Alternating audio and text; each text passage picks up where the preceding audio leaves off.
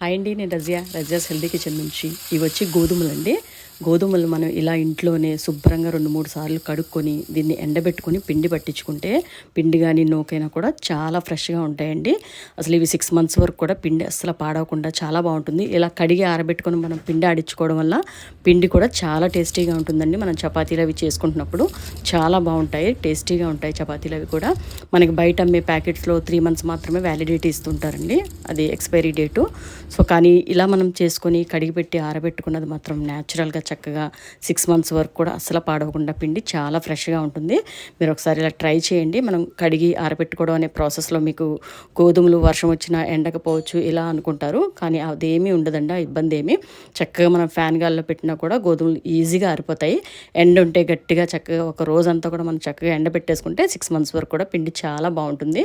ఎప్పుడు నార్మల్గానే మనం పిండి పట్టించుకోకుండా ఇలా కడిగి ఒకసారి ఆరబెట్టుకొని చూడండి, చాలా టేస్టీగా చపాతీలు కూడా చాలా బాగుంటాయి.